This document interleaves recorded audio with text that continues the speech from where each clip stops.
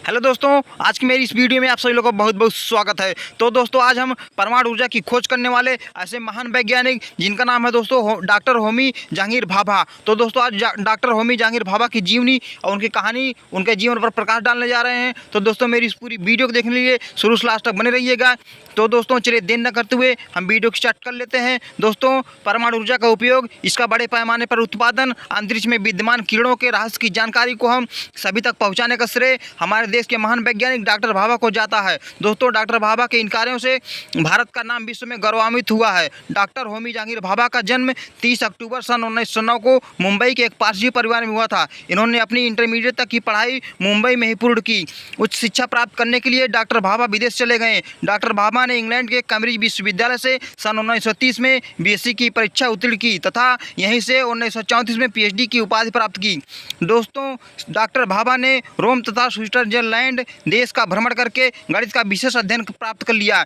वर्ष 1940 में वो अपनी शिक्षा पूरी करके भारत वापस लौट आए। डॉक्टर भाभा ने बंगलौर के स्थित इंडियन इंस्टीट्यूट ऑफ साइंस नामक संस्था में कार्य करना आरंभ कर दिया। इस संस्था में वह अंतरिक्ष किरणों पर शोध करने लगे। डॉक्टर भाभा ने अपने वैज्ञानिक शोध से बताया कि वह अंतरिक्ष से आने वाली किरणों के कण बहुत छोटे छोटे और तेज गति से चलने वाले होते हैं। जब ये कण पृथ्वी के वायुमंडल में प्रवेश करते हैं तो वे हवा में मौजूद परमाणुओं से तेजी से टकराते हैं। इस टक्कर से परमाणु में उपस्थित इलेक्ट्रॉन अलग अलग हो जाते हैं। इन अलग अलग इलेक्ट्रॉन को डॉक्टर भाभा ने एक और कण की उपस्थिति बताई, जिसे उन्होंने मेसन नाम दिया। दोस्तों, उन्होंने कहा, प्रत्येक वस्तु छोटे छोटे परमाणु से मिलकर बनी होती है। इस परमाणु की नाभि में प्रोटॉन और न्यूट्रॉन होते हैं तथा नाभि के चारों ओर इलेक्ट्रॉन चक्कर लगाते हैं। प्रोटॉन, इलेक्ट्रॉन और न्यूट्रॉन में ऊर्जा की बहुत अधिक मात्रा संचित होती है।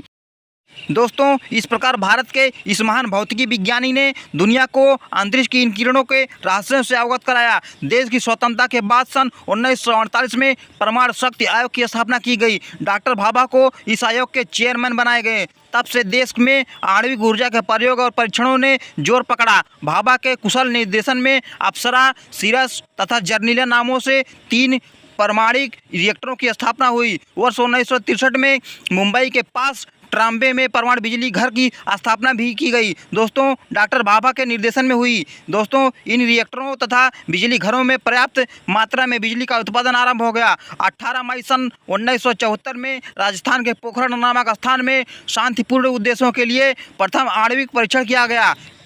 दोस्तों, इस परीक्षण के उपरांत विश्व में भारत छठा राष्ट्र था जिसने नाभिकीय परिवार में शामिल होने का गौरव प्राप्त किया। विज्ञान के क्षेत्र में भाभा के महत्वपूर्ण योगदान के कारण इन्हें सन 1942 में कैम्ब्रिज विश्वविद्यालय द्वारा एडमस तथा 1948 में हॉकिंस पुरस्कार प्राप्त हुआ।